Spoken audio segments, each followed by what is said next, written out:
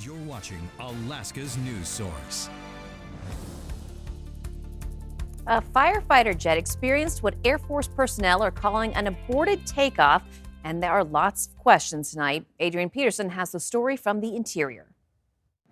At 9:30 a.m. here at Eielson Air Force Base, an F-15 Eagle experienced an aborted takeoff, according to leaders at Eielson.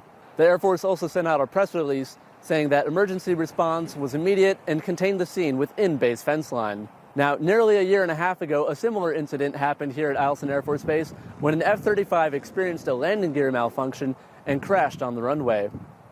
Related to this incident, however, no injuries are being reported and no other information is known at this time. Adrian Peterson, Alaska's news source.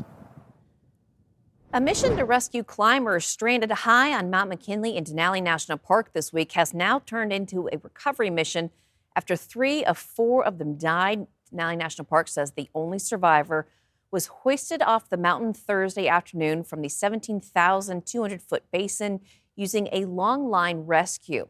The high-altitude helicopter couldn't land in that steepy ice terrain, and that climber was then flown to base camp, then airlifted by LifeMed to a hospital. The Latvian Mountaineering Association named the 3 climbers, saying their hearts are heavy and they were all talented and experienced climbers.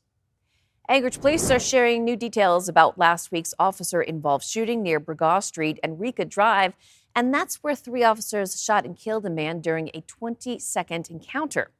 Police Chief Sean Case says that the first 911 calls came in just after midnight, with callers reporting gunfire and saying they saw a man shooting a handgun into the air. Officers arrived to find a man sitting on the side of the road. Body camera video shows that man stand up and walk into the street as officers gave commands. Case says the man raised his right hand with a handgun, then lowered it and pointed it at officers. Now that's when 3 officers shot several rounds. Officers immediately gave aid, but the man did die. Case says this is part of a bigger conversation about Anchorage and needing to have about gun violence and crisis response. Behavioral health is impacting a high level of them. And when I say behavioral health, I also include substance misuse in there. So I'm including the broad spectrum. And the decision making that takes place when somebody's in crisis is not going to be clear thinking decision making that all of us will be making in this room here today. And that's where we need to get back to linking it to gun violence, linking it to violence, so that we can understand it's all tied together. Now, the officers are on administrative leave. The State Office of Special Prosecutions will review the use of force. APD says that body-worn camera video from critical incidents is expected to be released within 45 days. The officers involved are, of course, on that leave, and the officers will be reviewing this as those cases, and this should be released in 45 days. Well, an almost $100 million investment in national security right here in Alaska. Senator Dan Sullivan told our political reporter the National Security Agency is expanding its footprint here as part of a bigger push to bolster defense up north. The NSA has a critical focus on Russian military operations, something he says is critical as Russia ramps up aggression against the United States.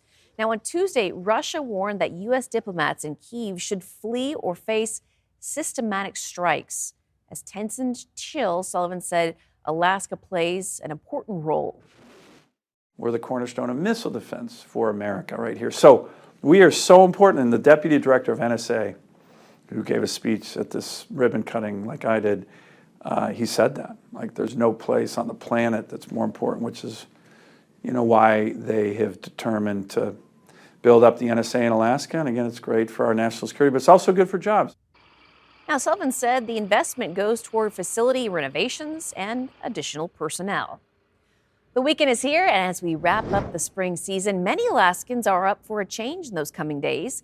Chief Meteorologist Melissa Fry joins us now with the forecast. Yeah, it's kind of what I think many of us have been waiting for that summer heat to kick in, but it is going to kick in a really big way as we head into next week. We're not quite there yet. We do still have some active weather tonight. In fact, really active thunderstorms firing up from the interior all the way into the valley. Just look at that view from Anchorage to the north. You can see how dark the sky is as those thunderstorms are forming here again just to the north. Already seeing some lightning in the Susitna Valley. Meanwhile, in Fairbanks, the roads were completely wet here an hour ago, and now drying out as those thunderstorms push to the south. Look at the lightning. We've seen close to 200 lightning strikes here this afternoon and early evening, and those storms still firing up and pushing to the south.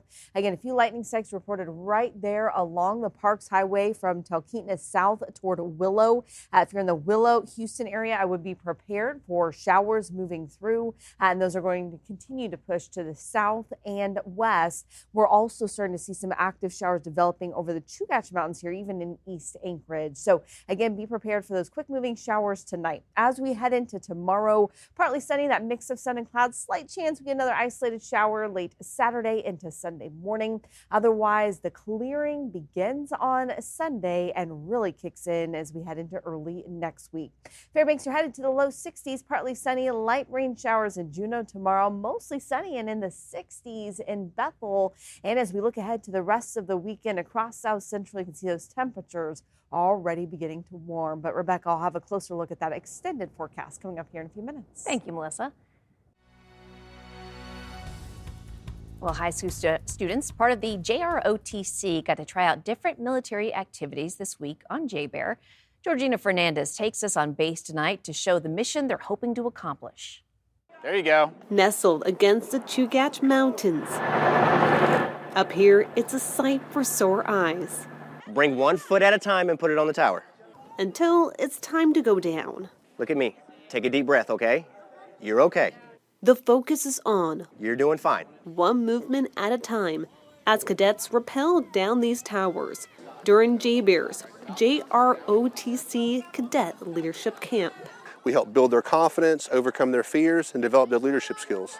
During the camp, high schoolers like Cadet Major Christine Hun. I want to serve the community and serve the nation. Step into that role as they get first-hand experience in military activities.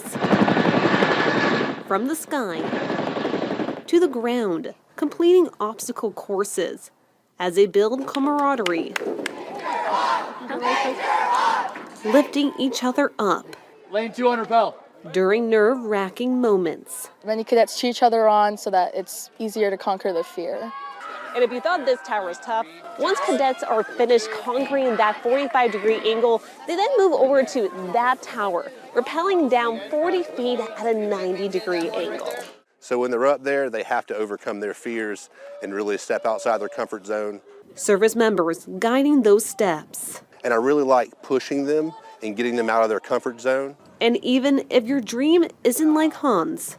Even if they don't want to go into the military, it's a great opportunity to gain new experiences. No matter what life throws at you. That they have done something difficult, they've done things that they've never done before. Give me a couple good hops. Sometimes one rappel. So you're in control. Is all it takes. Georgina Fernandez, Alaska's news source. Thanks for listening. Click subscribe so you can get the latest podcast from Alaska's news source automatically.